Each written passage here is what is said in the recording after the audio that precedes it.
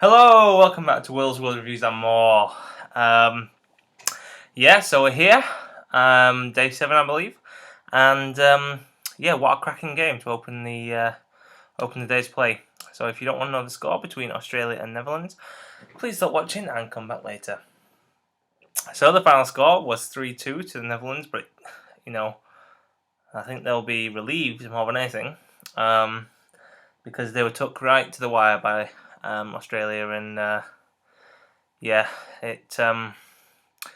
both teams played well, and they scored some unbelievable goals between them, and the good goals keep coming in this World Cup. Had to feel a little bit sorry for Australia again. They played well in the first match against Chile and were unlucky, and today I think it was just they were a little bit unlucky. But then we'll talk about the penalty, of course. But I think they were just outclassed in the end, which is bound to happen when you've got the quality that Holland have got. But I mean, Australia started strong, really. Bresciano and Leckie, they were attacking well. I think Holland were a little bit careless, a little bit kind of off the boil to start with. It was like they thought, this is going to be an easy game, so may as well just start a bit slower than normal, a bit off the pace. Really, it would continue on that for a while until Robin got that goal, and it was a great goal. He's such a great player, You just wonder why Chelsea let him go.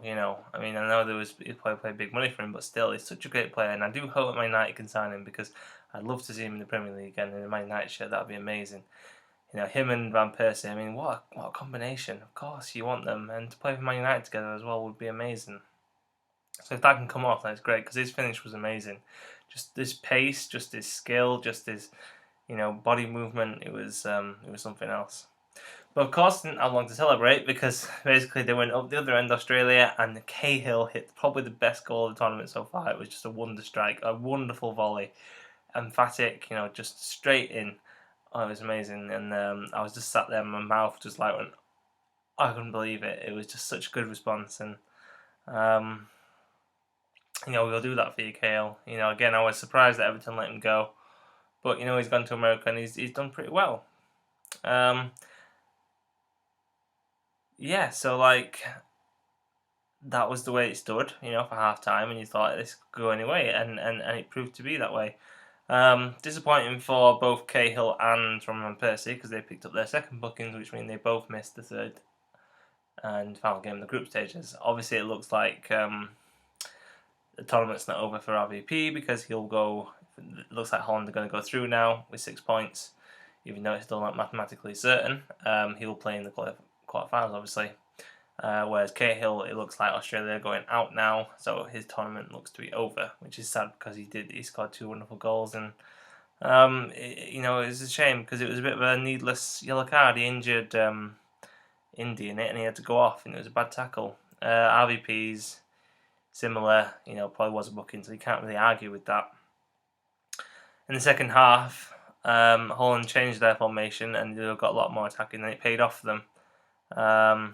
Despite them going behind for the first time to Australia, when Janmaat handballed, I think it was Leckie, Leckie's effort. But Jednak stood up, took the pen, great penalty. It was a harsh penalty, to be honest. It wasn't handball. It hit his hand. It wasn't handball. It was hit. The ball was hit against his hand. It was unfair, really. But a good penalty from Jednak. He's a good player. Crystal Palace I've got a good player on their hands there. But once again, it didn't take much longer for the response, and Holland went down the other end, and Van Persie slotted away with his third goal of the tournament now. So that means him and Robin and Muller are the top scorers. Muller of Germany. They've all got 3. So that'd be interesting to see how that carries on for the tournament. Obviously Muller's still 1 game ahead.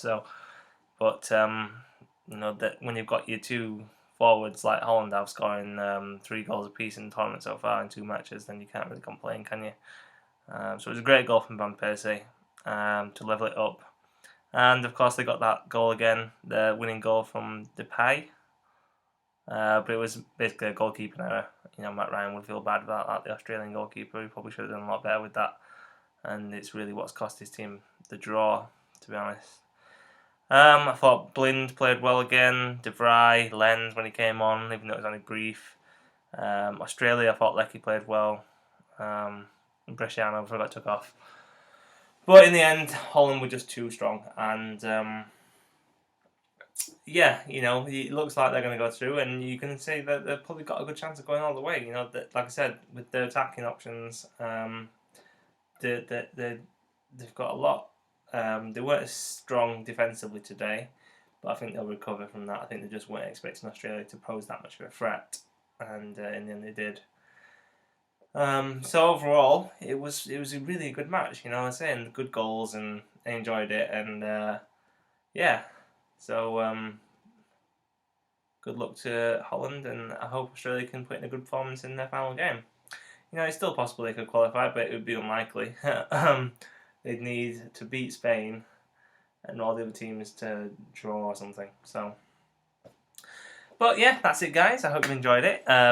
Please keep watching, commenting, subscribing. England play tomorrow, and I think we might have a little bit of a surprise for you after that.